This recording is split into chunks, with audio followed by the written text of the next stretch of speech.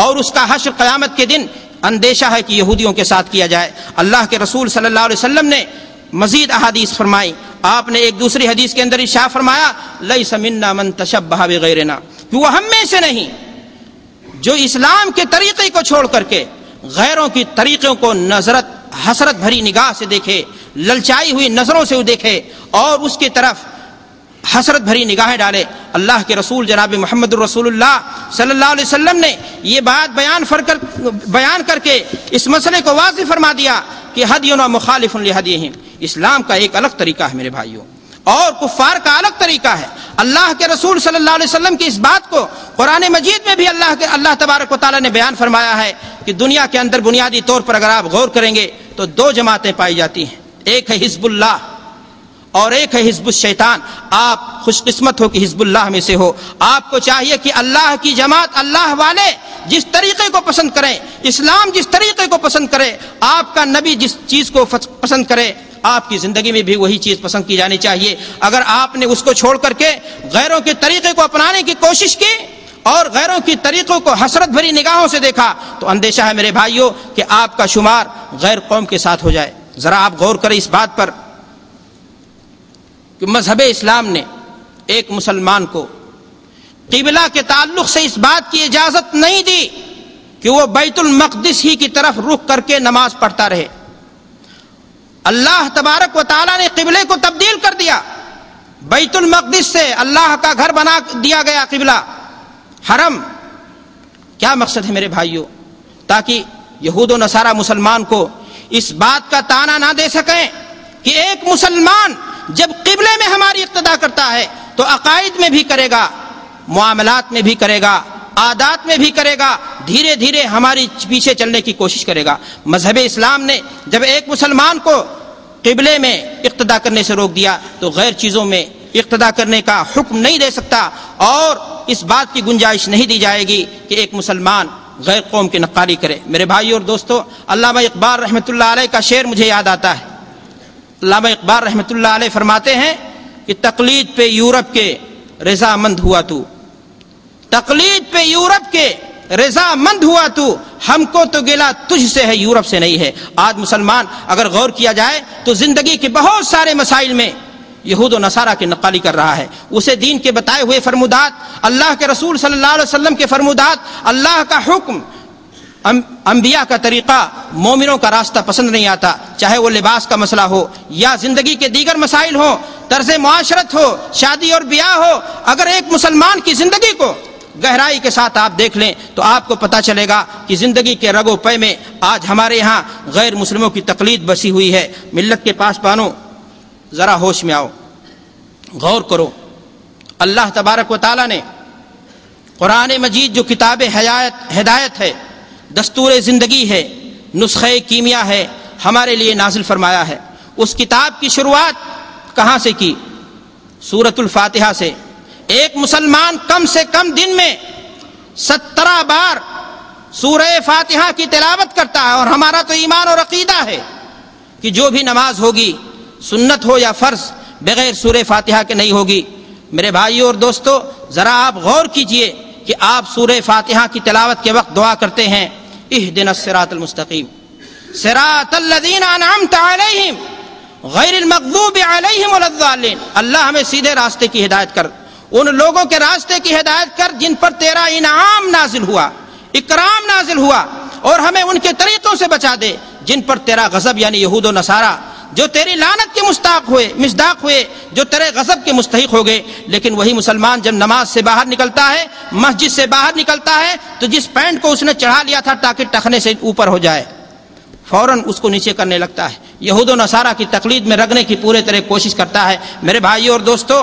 حضرت حسن رضی اللہ تعالیٰ عنہ کا ایک قول ہمیں یاد آتا ہے۔ انہوں نے فرمایا تھا قلما تشبہ الرجل بقوم الا لحق بهم فی الدنیا والآخرہ، کہ مسلمان جب کوئی شخص کسی قوم کی تقلید کرے گا، دنیا میں بھی اور اس کا معاملہ اسی کے ساتھ جوڑ دیا جائے گا۔ اللہ کے رسول صلی اللہ علیہ وسلم نے مسلمان کو زندگی کے کسی بھی معاملے میں یہود و نصارہ کی تقلید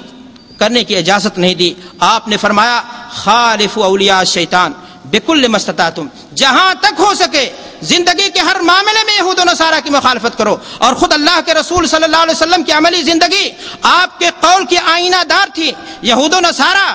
اللہ کے رسول صلی اللہ علیہ وسلم سے اس بات پر چڑھتے تھے, بسا اوقات شکایت کرتے تھے کہ یہ نبی تو ایسا ہے جو حیض و نفاس کے مسائل میں بھی ہماری مخالفت کرتا ہے اور چھوٹی چھوٹی باتوں میں بھی ہماری مخالفت کرتا ہے. تو گویا میرے بھائیو یہ بات معلوم ہوئی کہ اسلام کی سربلندی اور ایک مسلمان کی کامیابی یہود و نصارہ کی تقلید میں نہیں ہے, غیر قوموں کی تقلید میں نہیں ہے, بلکہ ہماری بلندی کا راز, اسلام کی سربلندی کا راز, ایک مومن کی کامیابی کا راز اسی بات میں چھپا ہے کہ وہ اللہ کے رسول صلی اللہ علیہ وسلم کی سنت کو اپنی عملی زندگی میں نافذ کرے اور غیر قوموں کی تقلید سے اپنے آپ کو بچانے کی بھرپور کوشش کرے. میرے بھائی اور دوستو, سوال یہ ہے کہ ایک مسلمان کو غیر قوم کی نقالی سے کیوں روکا گیا؟ آپ جانتے ہیں اللہ کے رسول صلی اللہ علیہ وسلم نے ایک حدیث بیان فرمائی کہ ایھا الناس لیس من شیء یقربکم الی الجنہ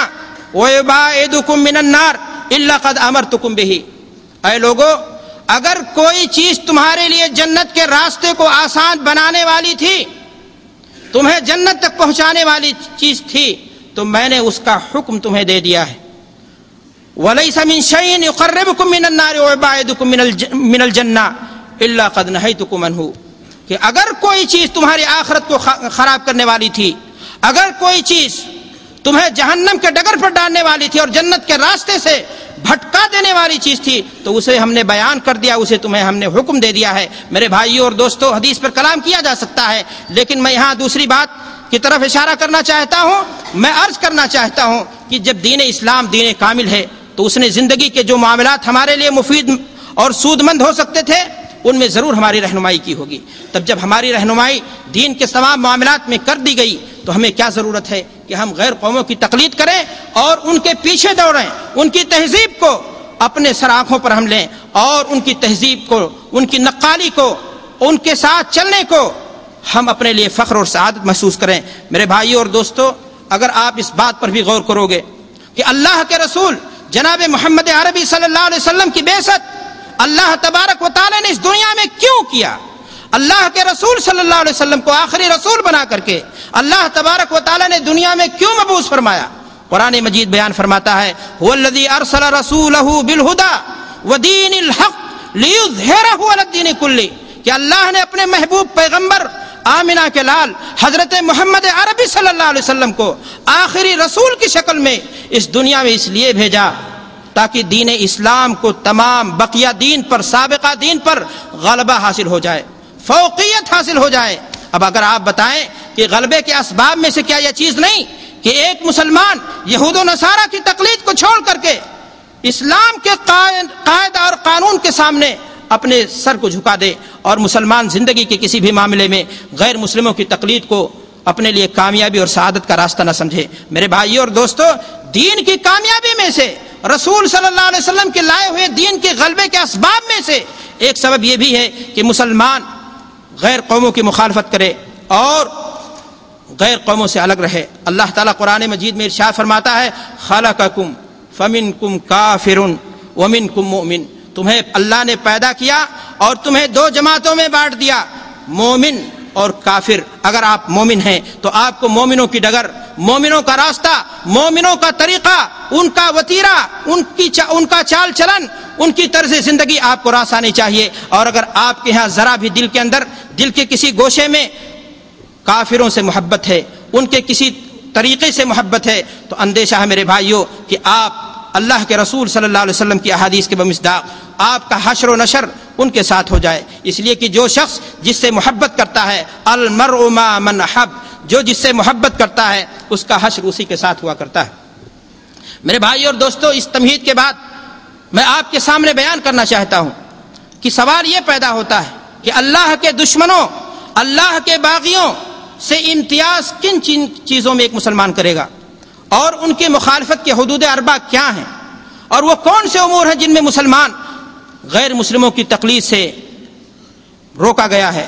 جن کی مخالفت ضروری ہے اور جن سے پرہیز کرنا دین اور اسلام کی علامت اور نشانی ہے. میرے بھائی اور دوستو, میں آپ کے سامنے عرض کرنا چاہوں گا کہ اس کا جواب بہت تفصیل سے دیا جا سکتا ہے، لیکن اس مختصر سے وقت میں 4 بنیادی باتوں کو آپ کے سامنے رکھنا چاہوں گا۔ سب سے پہلی بات یہ ہے کہ ایک مسلمان عقیدے کے معاملات میں غیر مسلموں کی تقلید سے آزاد رہے۔ دوسری نمبر پر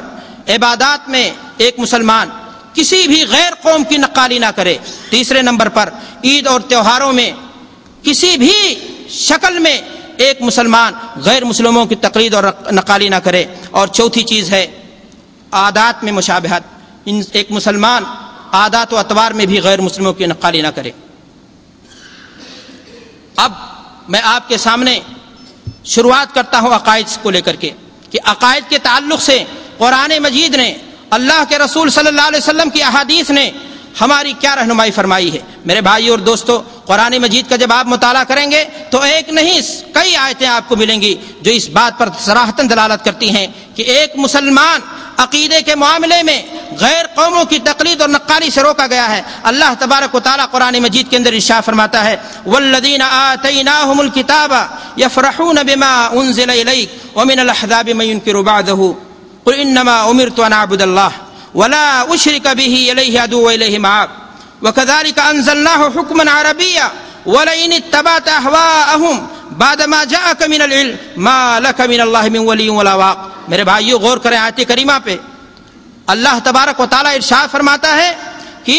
اگر آپ نے اے نبی وَلَئِنِ اتَّبَعْتَ أَهْوَاءَهُمْ بَعْدَ مَا جَاءَكَ مِنَ الْعِلْمِ، علم آ جانے کے بعد بھی اگر آپ نے ان کے خواہشات کی اتباع کی، مَا لَكَ مِنَ اللَّهِ مِنْ وَلِيٍّ وَلَا وَاقٍ، تو اللہ تبارک و تعالیٰ کی جانب سے آپ کو کوئی بچانے والا نہیں ہوگا، کوئی نجات دہندہ نہ ہوگا، آپ کا کوئی والی نہ ہوگا۔ غور فرمائے، اگر یہ دھمکی، یہ وعید اللہ کے رسول صلی اللہ علیہ وسلم کو دی جا رہی ہے تو ہم امت اسلامیہ کا حال کیا ہوگا کہ عقیدے کے کسی بھی معاملے میں ہم یہود و نصارہ کی تقلید کیسے کریں۔ میرے بھائی اور دوستو،